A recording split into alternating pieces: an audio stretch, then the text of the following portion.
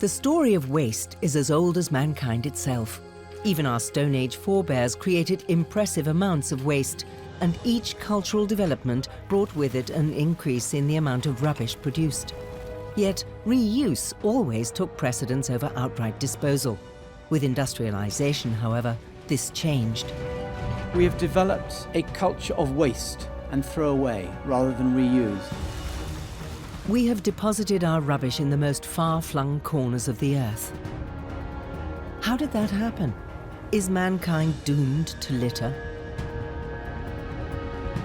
The challenge we have today, we are trying to retrain our culture to say, can we recycle? Can we reuse? Can we be the custodians of our environment rather than the destroyers of our environment?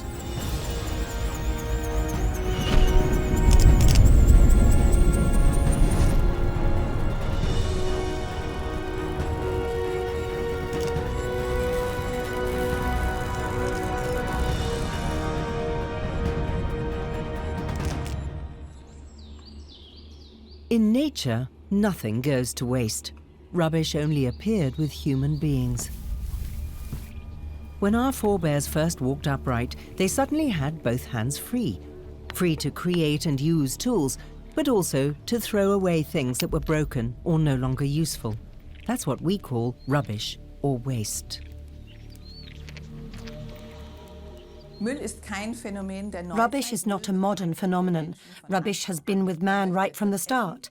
A human has to eat, and in order to be able to eat, waste is created in the processing of the resources.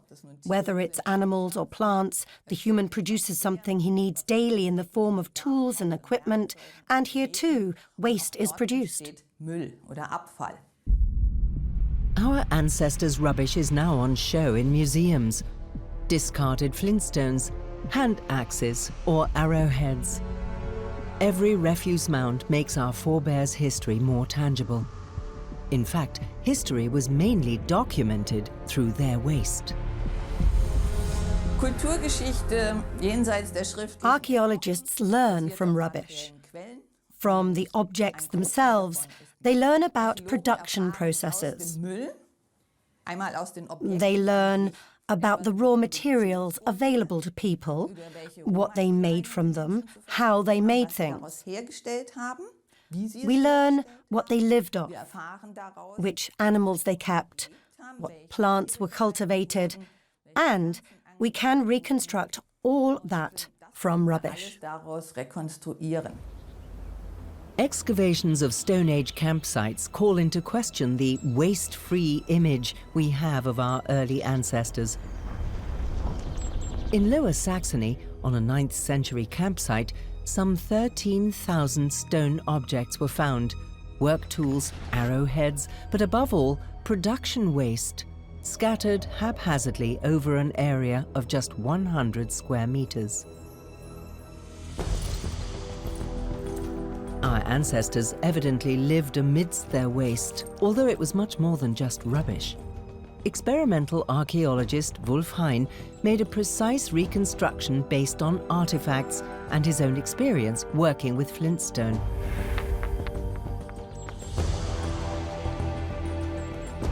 The decision as to whether something from the Stone Age is rubbish or not is generally based on whether it could possibly have been used again in some way.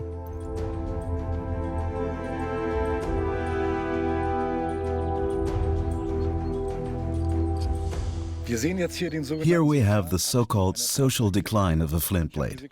I chipped this blade off a stone core. At that point, the edge is sharp. I could cut meat with it, or leather. When it gets blunt, it has a kind of sawtooth edge. It's good for use as a rasp or to carve wood, or work on ivory or horn. Once it becomes too blunt for that, it can be turned into a so-called scraper. I can use it to scrape leather or skins. And when it gets too blunt, even for that, it becomes a projectile. I can throw it at a dog. Made laboriously by hand, most things were too valuable just to be casually discarded. They were recycled. We have evidence from the Paleolithic age of the recycling and repair of objects. For example, bone needles. It takes 2.5 hours to make a bone needle. That's quite a lot of work. That's why, if it was broken, it was either sharpened again, or if the eye was broken, a new eye was drilled into it. And only when it couldn't be held at all was it thrown away. This is basically evidence of recycling as early as the Paleolithic age. Recycling is by no means a modern-day concept. It's as old as waste creation itself. The little that was left lying around in the Stone Age didn't bother anyone because there were very few people, and they just moved on.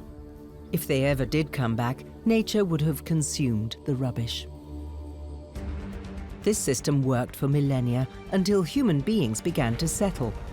Denmark, on the Limfjord in North Jutland, Ertebølle.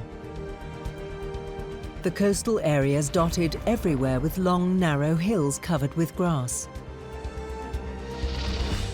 In the mid-19th century, they were investigated archaeologically for the first time, revealing an astonishing fact. The hills were actually prehistoric rubbish dumps, so-called køkkenmødding, dating back to the 6th millennium BCE.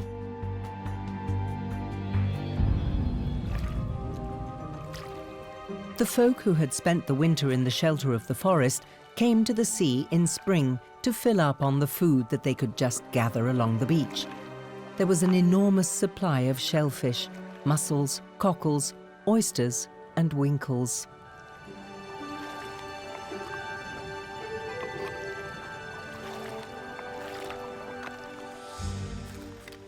Protein-rich sustenance that people desperately needed after the deprivations of winter. But unlike other food waste that perishes over time, seashells are different. Because they're made of lime, they remained permanently piled up in the landscape, in køkkenmødding, or kitchen middens. Neolithic age families set up home on them, and with every meal they added more shells, and the mountains accumulated.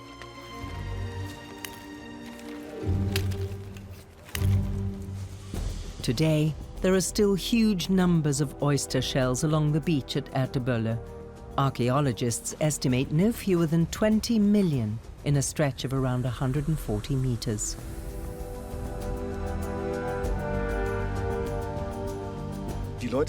At that time, people settled in this bay in a spot from where it was easiest to reach the whole fishing grounds. Everyone stayed at their spot. And on this spot, you ate your food and then just chucked the empty shell behind you. And that's how this heap was created. First, it was just a small pile, maybe one per family. And then those piles grew into one big heap. A process that took around 1,500 years. And the excavations had more surprises in store. Human bones were found in the middens. The dead had not simply been thrown away, but ceremoniously buried, as researchers deduced from the grave goods they found.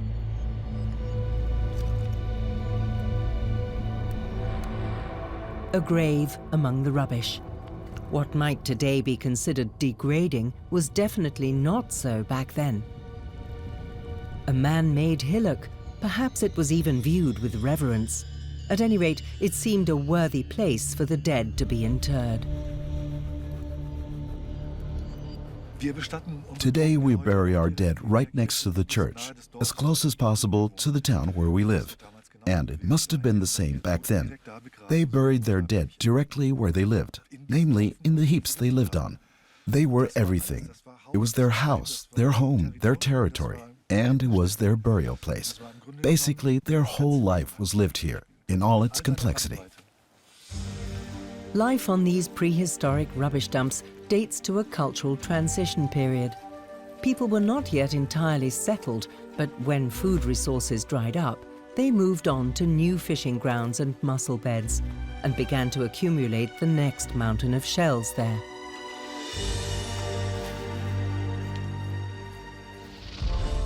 It was with urban living that rubbish first became a real problem, as an example from Turkey demonstrates impressively. Çatalhöyük, the first large settlement in history. Around 7000 BCE, it was already home to several thousand people living close together in houses that were only accessible via the rooftops. All the rubbish that accumulated ended up in the narrow spaces between the houses and under the living quarters. Leftover food, feces, even corpses. A hygiene disaster.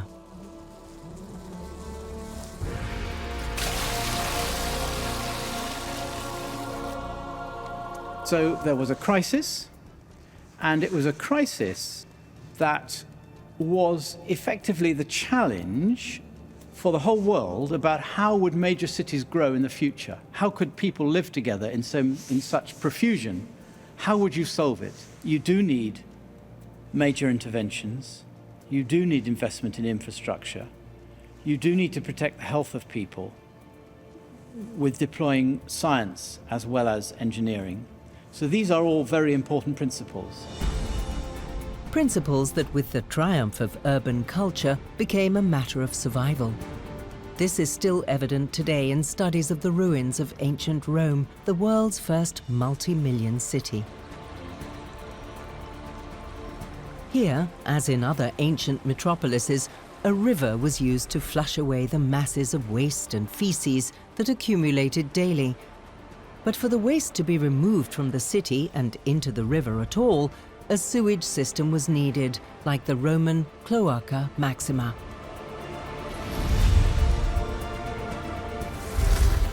Originally designed as an open canal, it was gradually built over and covered up. This was the only way the construction could fulfill its purpose: to banish the stench of sewage, which even then was blamed for causing diseases, from public places. They used their common sense, and their common sense said it must be the smell in the air. We can smell all the filthy smells of our ordure, of our excrement, of our urine that is in the water and in the gutters. And so they decided it must be miasma. They called that the way it spreads through the air. That's what miasma means. It's like a cloud in the air. To combat the foul-smelling cloud over the city, Rome took numerous measures. The first was a sophisticated fresh water supply. It was brought in every day over hundreds of kilometers from the surrounding mountains by long-distance pipelines. The precious commodity was collected first in large distribution basins, the Castella Divisorum, and then transported according to a prioritized system, depending on the water levels. The lowest pipe supplied the public fountains and was always flowing. The top one dried up when the water level was low, affecting private dwellings. In between were the thermal baths and public toilets that were flushed by a constant flow of water. Public latrines were built all over Rome. They were regarded as the most progressive measure against the miasma. However, the sponges attached to sticks were used by everyone to clean themselves off. From today's point of view, not only an aesthetic, but also a hygiene issue. Still, the bad odors disappeared from the city, were flushed away into the Cloaca Maxima. The term cloaca for a sewage system has survived until today.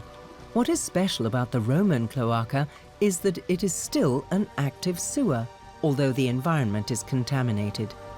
This poses a special challenge for researchers and is the reason why the entire course of the Cloaca Maxima has not been reconstructed to this day. There are many canals that have not yet been excavated, so we don't know where they lead. What we suspect is that this most populous part of Rome was served by only 3 sewage pipes. The Cloaca Maxima in the center, the Cloaca Circi towards the Colosseum, and the Chiavicone del Olmo towards Campo Marzio. These 3 large sewage pipes basically constituted the sewage system for the whole of Rome.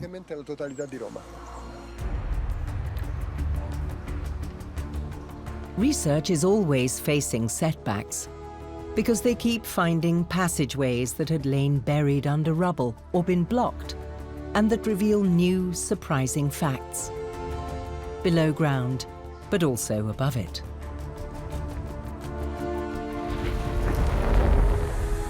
Because the history of the Cloaca Maxima reflects the construction history of Rome.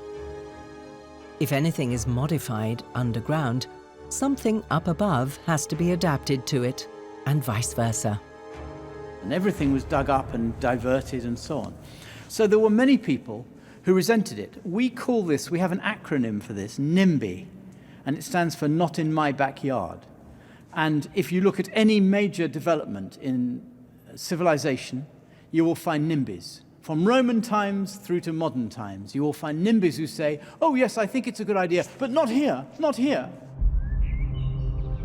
No one wanted this mountain anywhere near them either. Monte Testaccio. Rome's 8th hill is not a natural one. Underneath the surface is an ancient rubbish dump made up of millions of broken amphorae. Amphorae were the standard containers for transporting liquid and semi-liquid foodstuffs in ancient times. These ceramic containers made life in Rome possible in the first place because the many citizens in this city of over 1 million inhabitants could no longer provide for themselves. They depended not only on kilometre-long drinking water pipes, but also on imported foods. These goods had to be packaged for the long journey to Rome.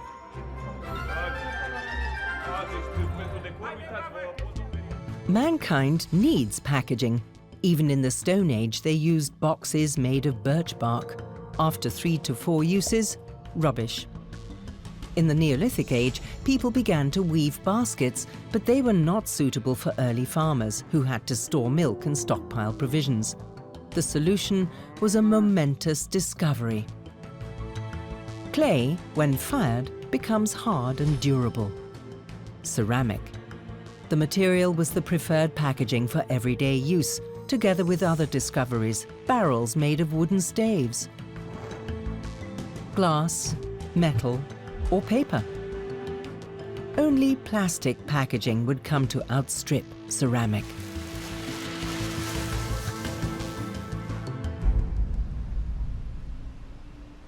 Goods destined for Rome reached the cargo port of Emporium via the river Tiber. Extensive ruins still bear witness to the importance of this place today. Since the 2nd century BCE, huge warehouses called Porticus Aemilia were built here as a temporary storage place for the countless amphorae that arrived here from all over the world.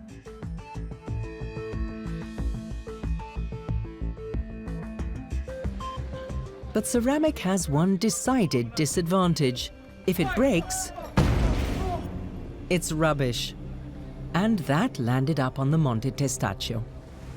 At first, researchers were puzzled. So many amphorae, broken by accident? But excavations in the 1870s provided some answers. Amphorae were classified into different types, as our bottles are today. There were some for wine, another kind for beer, for example. In ancient Rome, there were many different kinds. At the end of the 19th century, German-Italian Heinrich Dressel carried out the first systematic study of Roman amphorae and created a classification. He gave every type of amphora a number, and the oil amphora from southern Spain was given the number 20. So we talk about the amphora Dressel 20.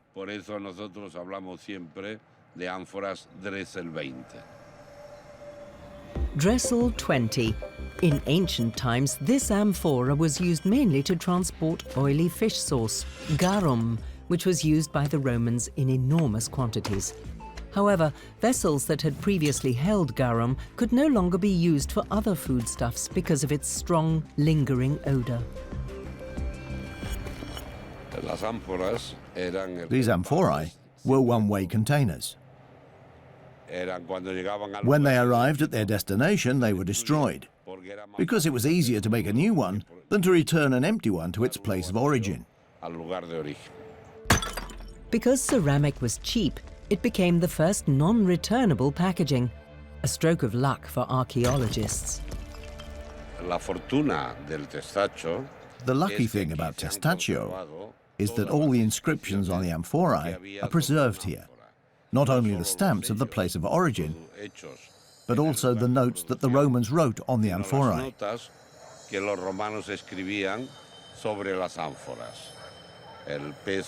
The net weight, the full weight of the contents of the amphora, the name of the merchant. So for us, this place is the best archive of the economic history of the ancient world, because of these inscriptions that we find here. In other places, we don't have that. It is estimated that around 53 million amphorae were deposited on Monte Testaccio over the course of 260 years. But if these are almost all oil amphorae, what happened to the others? Recent excavations in the immediate vicinity of Testaccio have provided some fascinating insights. Where today there's a shopping arcade, in ancient times this place was already filled with merchant stalls, albeit 6 meters below today's street level. A marketplace for used amphorae, an antique recycling depot, so to speak.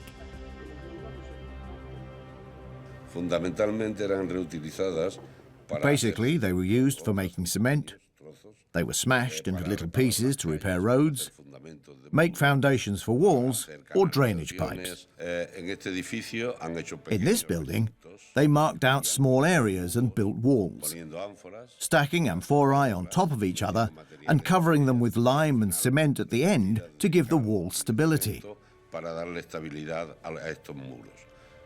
In several of them, they found amphorae stacked up 3 high, one on top of the other. So each area was definitely destined to sell the remains of the various amphorae.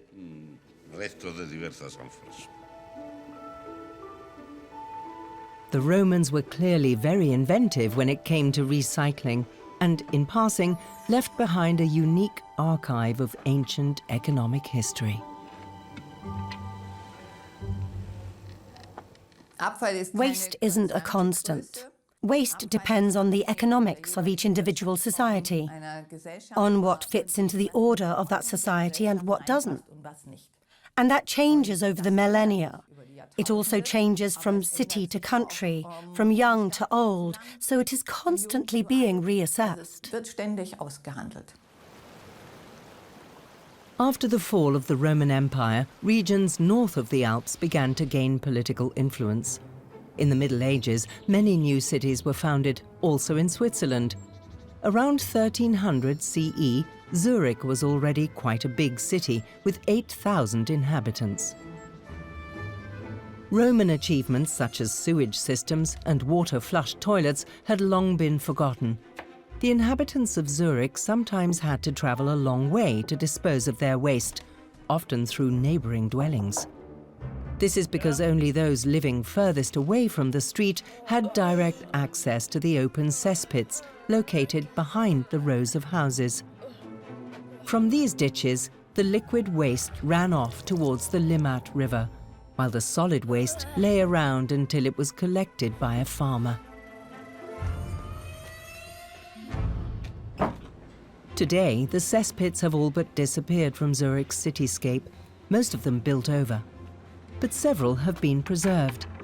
Hidden behind inconspicuous doors in the center of the old town, they offer a glimpse of what life was like in the Middle Ages.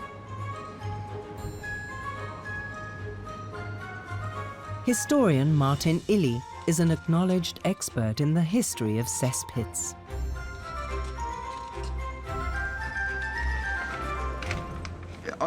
This is the so-called Murer plan, the bird's-eye view map of the city of Zurich from the 16th century.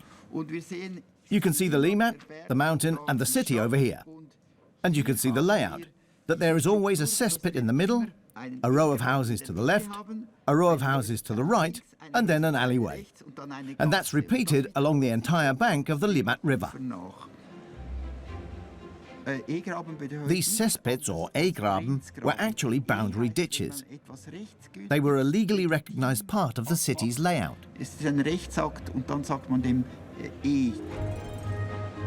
The German E-graben also implied that these were a permanent feature. Over time, these ditches were also used as waste disposal centres or rubbish ditches. Latrines were built above the ditches, and then the faeces fell into them, and waste was disposed of there. That meant we wouldn't have walked around one of these ditches for long in the Middle Ages.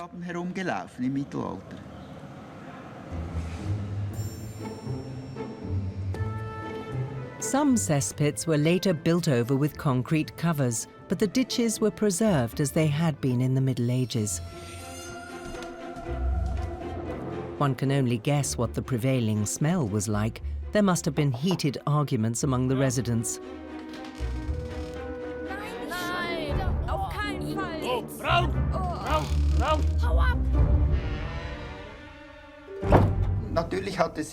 Of course, it stank quite a bit here, but the ditch was aired and the faeces were also mixed with straw.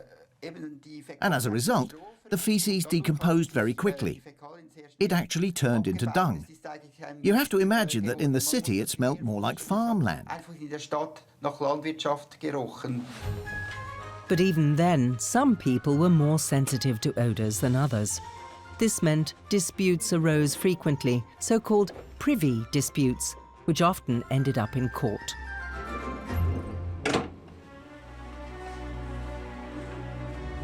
In the court records of the city of Zurich from 1465, several of these are documented, such as this one.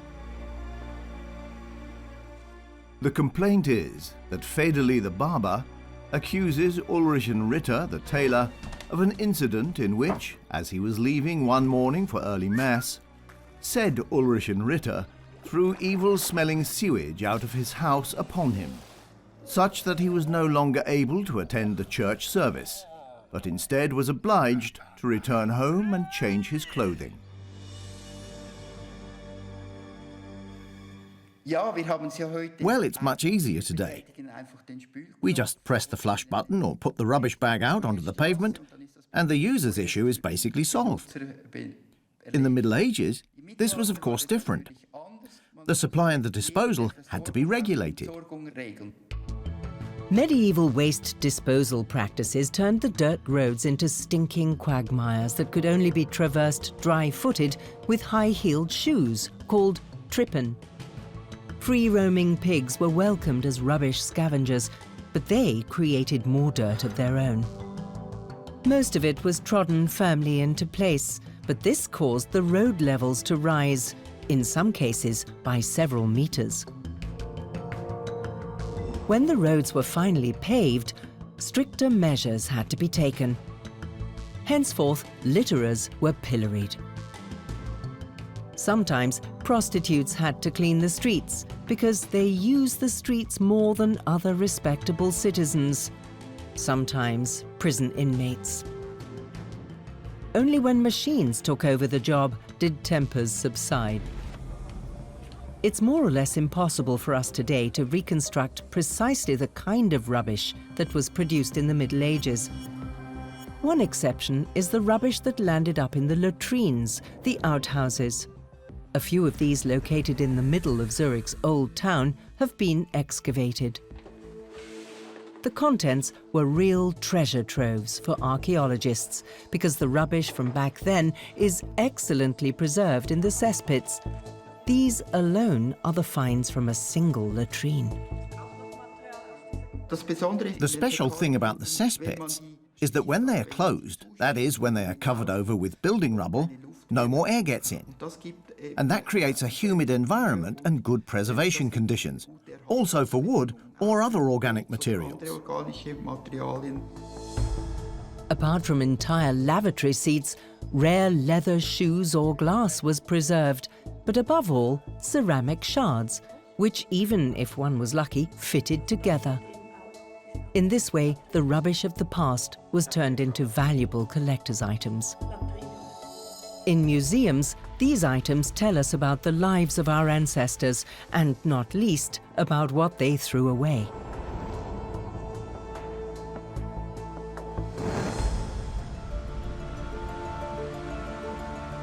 The focus on rubbish belies the fact that in the Middle Ages there was hardly any rubbish in the modern sense.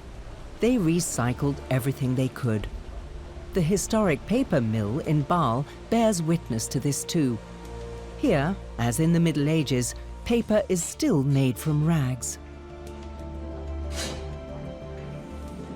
To keep a paper mill like the one we have here going, you need 40 kilograms of rags daily.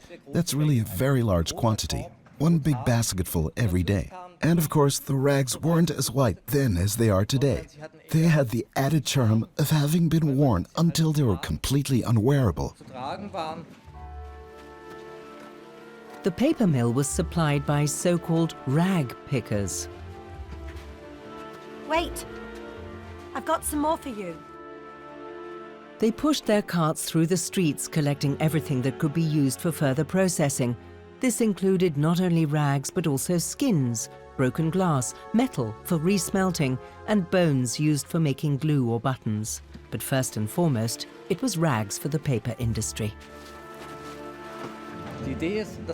The idea is that, like ripening cheese, you take bacteria from the last production and inoculate it until the whole thing is a big pile of mold. After 5 days, according to an old description, a small amount of a slimy matter rises to the surface. They describe how, on the 6th and 7th day, the heat is so intense that you can't put your hand in it. In the end, fungi grow on top, and when it looks like this, the result is the whitest and most beautiful paper, a miracle of alchemy. For me, that is one of the greatest wonders of papermaking. And this is how it works. After rotting, the rags are soaked in water and lime and pounded to a pulp in a stamping mill. The thick mass is agitated, then scooped up with a wood-framed sieve, and then couched, as they call it in paper-making jargon. The mass is then transported to a press and is finally dried, sheet by sheet. You could earn very good money with paper, especially in the 15th and 16th centuries.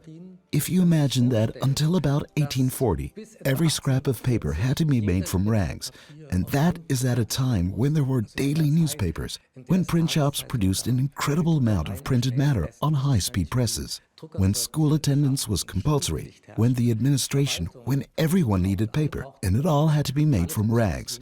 There was a tremendous shortage of raw materials, so the demand was proportionately high.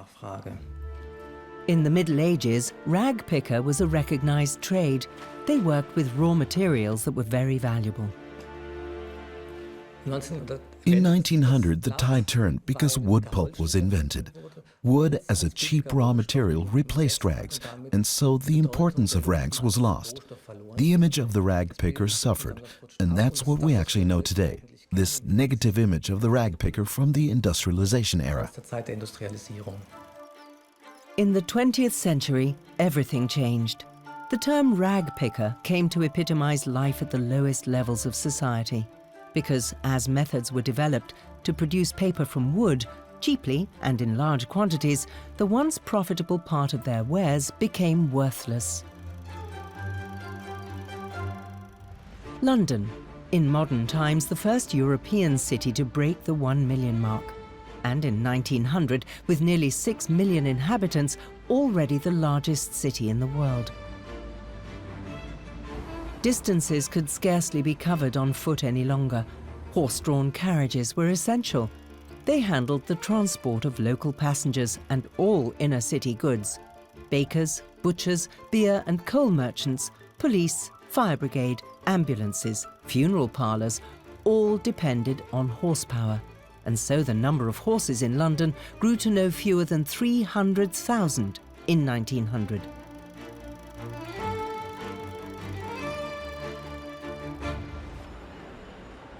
The city's equestrian past is still evident today, as a look behind the stately facades reveals. the hidden side streets called mews, where the city's many stables were located.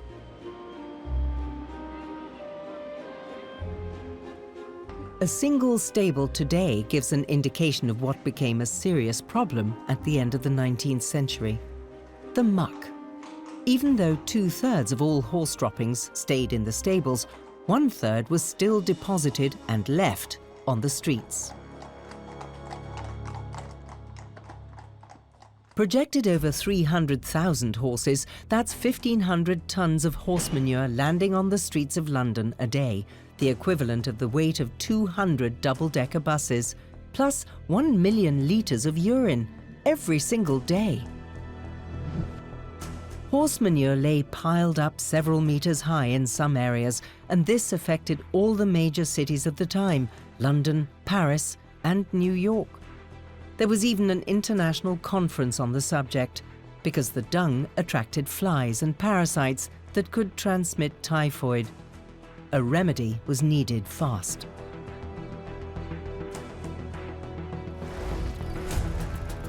But then, the seemingly impossible problem was surprisingly solved by a new invention: carriages without horses but with engines, the first automobiles. They were held to be an absolutely environmentally friendly, clean means of transport, the greatest health-promoting invention of the last 1,000 years, as a journalist enthused in 1903.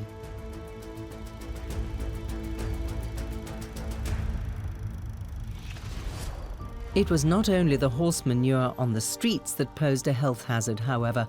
People in London lived cramped together in extremely close quarters.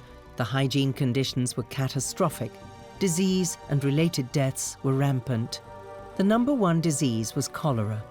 Epidemics were frequent and claimed tens of thousands of lives. The awful thing was, no one knew much about it. The fact that cholera could be transmitted by contaminated drinking water seemed absolutely ridiculous to most people. They clung to the age-old belief that the air was the carrier. And the air in London was truly awful. The prevailing stench was unbearable. One person who wanted to change this was engineer Joseph Bazalgette. He wanted to channel the sewage that was being discharged into the Thames out of the city by means of a sewage system, but his plan fell on deaf ears everywhere. The problem was evident in the silt of the Thames. The river rises and falls with the sea's tidal activity. Joseph Bazalgette's direct descendant, his great-great-grandson, Sir Peter Bazalgette, explains what the consequences were for London at that time. The River Thames should have been the great artery of London, but instead it became a smelly, fetid, diseased, dark brown mess. There were cartoons in the newspapers of skeletons presiding over it because it was a place of death. It was a tidal river. It didn't flow fast enough for the rubbish to go. So the rubbish would go up that end, then come back again, and go back and forth, and more came in, and more, and back and forth, and more came in, and more came in. So unlike other rivers, which were faster flowing, it had a particular problem. The river was one huge cesspit. At ebb tide, the waste disappeared briefly, only to be mercilessly swept back up into the city at high tide. In the record hot summer of 1858, the situation was especially bad. It went down in history as the Big Stink. Politicians in Westminster Palace soaked their curtains in chlorinated lime to protect themselves from cholera infection, but the stench was pervasive. It was the perfect time for Joseph Bazalgette to come forward once again with his idea. This is a situation that needs a plan. One of the things that stopped Joseph Bazalgette getting support for his plan was the sheer cost of it, because his plan was very, very ambitious. Building all the sewers separate from the river, right across the city, very, very ambitious, very expensive, and people did not want to spend the money. Does that not sound like today, when politicians do not want to spend money on infrastructure? Well, that was the same then. But fear of their own mortality increased their willingness to compromise, or at least to listen. Look, sir, I will show you a plan. You need to see. Joseph Bazalgette's hour had come. The big stink paved the way for his plans. He finally got the green light to construct his gigantic sewage system. In just 8 years, he dug up the whole of London and created what was then the most advanced sewage system in the world. Large diameter pipes carried the sewage over a natural gradient 12 miles outside the city to pumping stations that pumped the material up from the depths into large retention basins, only discharging it into the Thames and the sea as the tide changed. The Crossness pumping station, built between 1865 and 1868, is nothing like what one might imagine a sewage pumping station to be. It is an architectural masterpiece, with magnificent ornamentation and spectacular Victorian cast ironwork that is more reminiscent of a palace than a pumping station. Some people describe this place as a cathedral of sewage, and it is like a cathedral. It has 4 massive engines which were for pumping the sewage, and those 4 engines are named after the members of the royal family. What is their job? Pumping shit. Is this disrespectful? No. They were proud of their public works. They were proud of cleansing the city. They were proud of the sheer ambition of their scheme. Their son, Edward, came here and opened the new pumping station. He came down the river in a barge with the Archbishop of Canterbury and all the MPs from Parliament, and he had lunch in a building whose job was to pump shit. Even though it would still take some time before the exact cause of cholera was discovered, after the introduction of the sewage system, the disease was contained and the mortality rate dropped rapidly.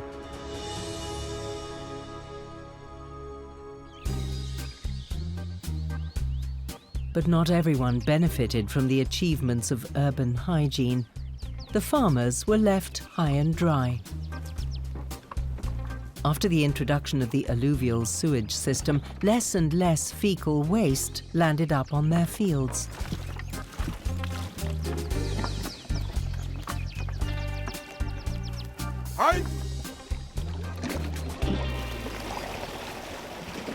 And more disturbing waste was found in the farmers' buckets.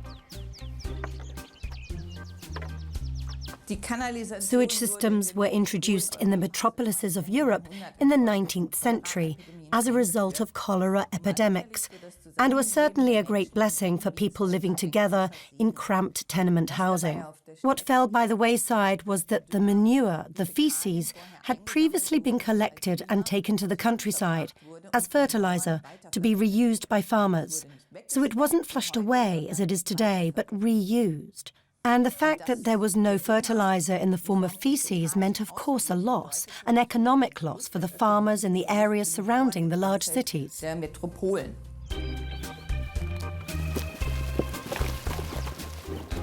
While chemical fertilizers would soon take over the function of human waste, it meant that the oldest method of fecal disposal, agricultural recycling, had had its day.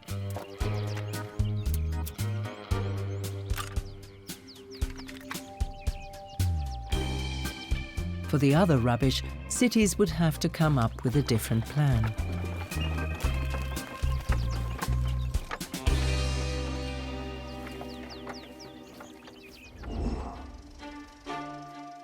Then came a revolutionary idea to collect waste directly from people's homes. Initially using a wide variety of containers, so-called unsystematic waste collection, then in standardized bins with lids.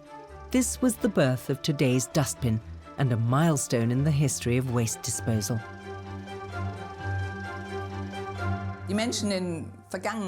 People in the old days up to the 19th century, had a fairly relaxed relationship with rubbish. But we shouldn't forget that in modern times, a process of civilization has taken place in which bans are increasingly imposed from above, which people then turn into self-imposed constraints. An increasing sense of shame developed. In the 20th century, rubbish was hidden in courtyards.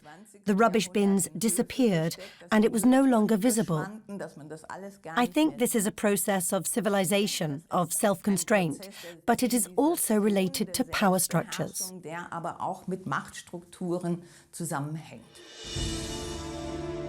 With the start of industrial mass production, the volume of waste increased, and the disposal of it became a mammoth task. But this development was slowed down again by 2 world wars, especially the second. In 1945, Germany lay in ruins. The hardship and need of the people and the shortage of virtually everything changed people's views. Hardly anything was rubbish anymore. Every brick was valuable and turned into building material again.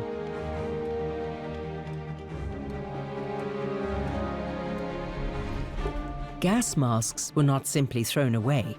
Butter dishes were made from the lower attachments. Army blankets and parachutes were turned into suits, dresses, and underwear. Even old army helmets found a second life as cooking pots, or were professionally revamped into colanders. Shortages created a new high point in the history of recycling.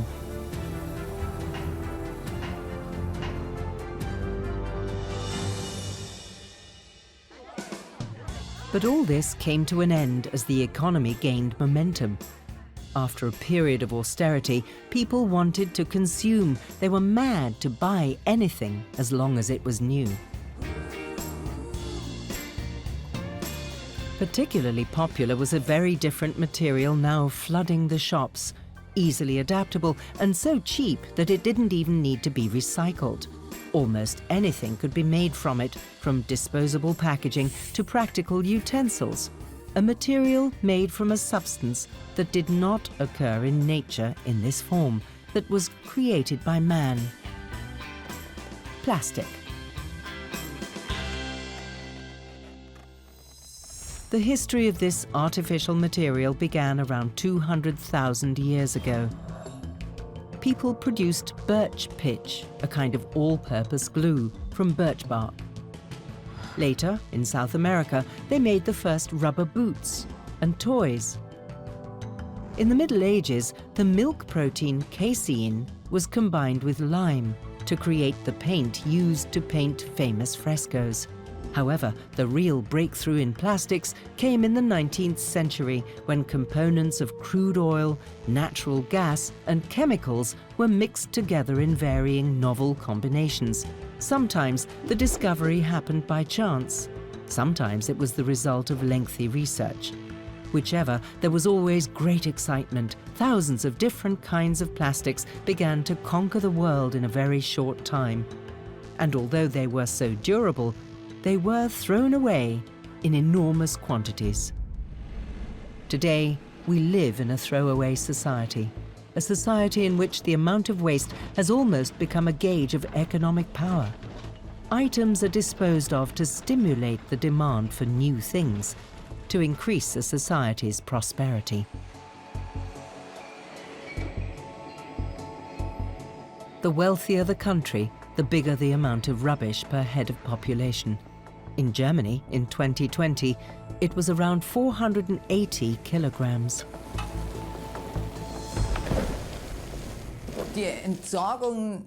Today, the disposal of items takes priority over recycling, simply to keep the consumer society and new consumable items going. Otherwise, it wouldn't work. The moment we stop consuming, the system collapses. And that is why recycling is not in line with our social and economic order.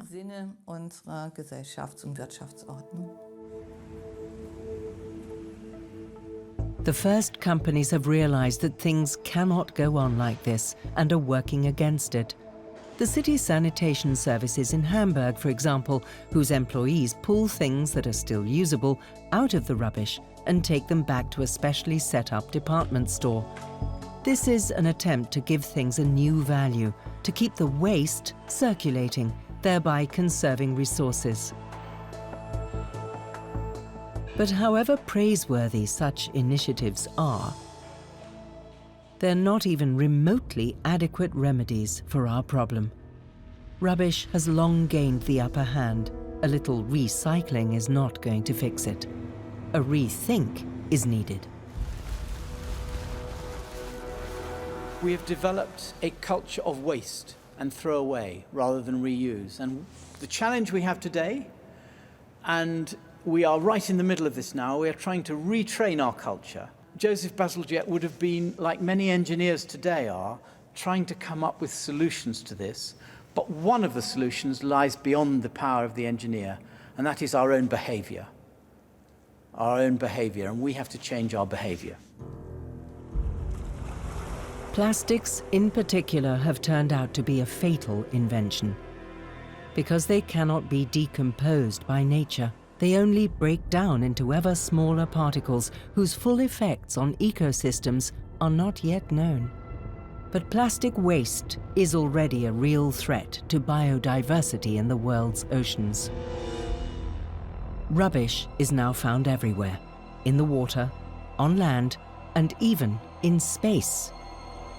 There, even the smallest pieces of debris threaten satellites and even space stations as they travel at enormous speed. Wherever we humans go, we leave our rubbish behind us. And that hasn't changed since the Stone Age, when we knew no better. It's high time we humans got wise.